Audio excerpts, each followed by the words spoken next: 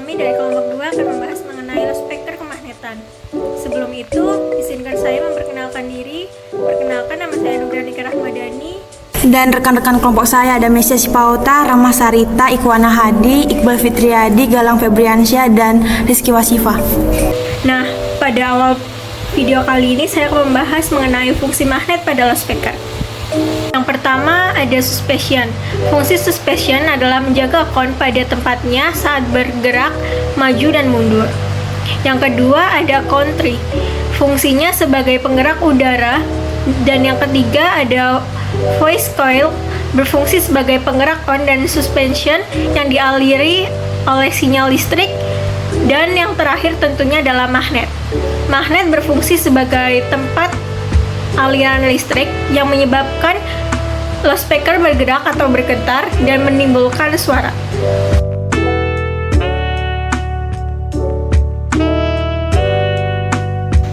Cara kerjanya adalah sebagai berikut. The voice coil menggerakkan kon dan suspension terjadinya gerakan akibat dari sinyal listrik yang melewati voice coil hingga terjadi perubahan arah magnet. Voice coil tetap berada di tengah magnet. Maka, ketika voice coil menerima aliran sinyal listrik, akan ada proses elektromagnetik, yaitu tarik-menarik maupun tolak-menolak, menyesuaikan aliran listrik yang diterima.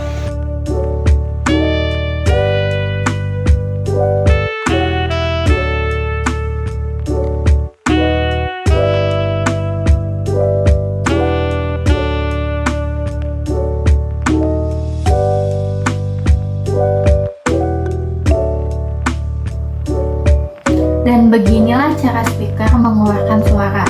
Desain dasar speaker memiliki motor yang menggerakkan speaker maju mundur yang dipasang pada kerucut untuk menerjemahkan gerakan ini menjadi gelombang tekanan yang merambat di udara.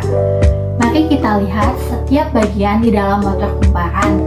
Suara dan magnet bekerja sama untuk membentuk motor speaker. Kumparan suara memiliki bagian panjang dari kawat tembaga tipis yang dililit berkali-kali. Di sekitar silinder tahan panas yang disebut bekas ketika listrik mengalir melalui belitan tembaga yang dihasilkan secara alami, medan magnet di sekitar inilah yang menjadikan sebuah elektromagnet.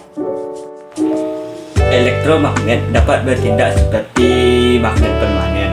Namun, luar biasa polaritasnya atau orientasi tarikan positif dan negatif serta intensitas magnetnya dapat diubah dengan mengubah arus listrik yang disuplai sehingga dapat langsung menjadi lebih kuat atau lebih lemah, dibalik atau dimatikan sepenuhnya.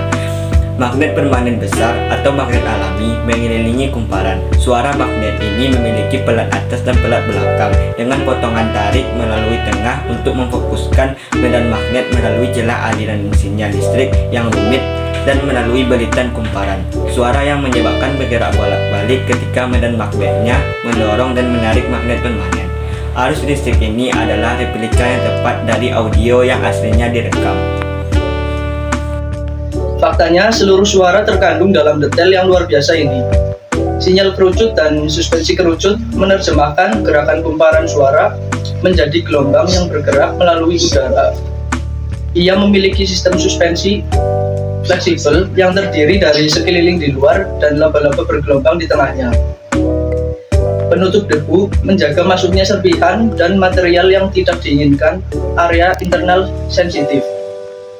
Di bawah penutup debu, kabel tembaga kumparan suara menempel pada kabel yang lebih fleksibel yang disebut dengan kabel perada, yang dapat berubah bentuk dengan mulus dengan gerakan speaker yang intens, menciptakan kembali keseluruhan simfoni.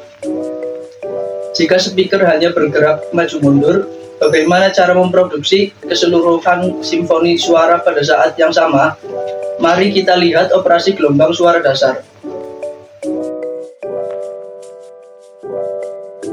Udara adalah media elastis yang berarti ia kembali ke bentuk aslinya ketika gaya yang bekerja dihilangkan.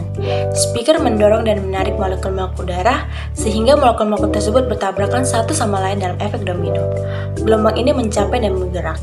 Gendang telinga yang mengirimkan sinyal yang ditafsirkan oleh otak sebagai suara, bahkan pendengaran hanyalah pendeteksi gerakan padahal di atas kertas seringkali lebih mudah untuk menggambar gelombang sebagai garis yang memantul.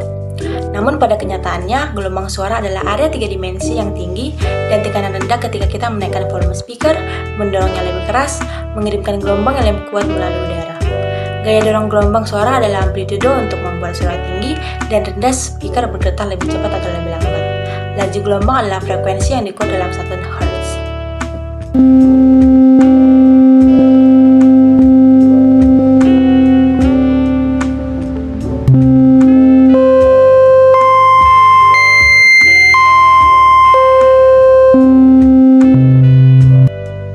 Istilah musik nada, nadanya jadi gelombang ke musik.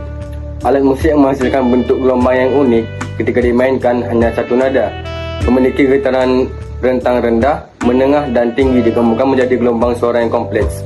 Frekuensi yang paling jelas dari senar gitar yang bergetar mungkin berupa nada G. Namun, banyak kedutan dan gerakan yang lebih kecil berjalan melalui senar pada saat yang sama menghasilkan nada yang juga dideteksi oleh telinga.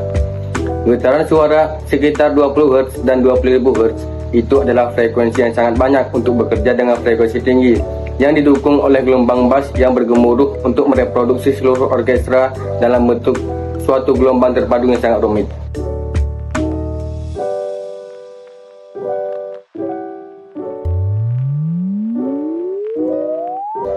Sangat mungkin untuk satu speaker untuk menangani seluruh suara seperti earphone misalnya. Namun, di ruangan besar di mana gelombang suara perlu merambat lebih jauh, beberapa pengaturan audio membagi rentang frekuensi tertentu di antara speaker yang dirancang khusus. Speaker yang ditujukan untuk frekuensi rendah lambat memiliki desain yang jauh berbeda dengan speaker yang dibuat untuk frekuensi tinggi dan frekuensi cepat. Banyak sekali frekuensi yang tersedia untuk digunakan. Frekuensi tinggi mengikuti gelombang bass yang bergemuruh untuk memproduksi keseluruhan orkestra dalam satu bentuk gelombang yang sangat kompleks dan terpadu.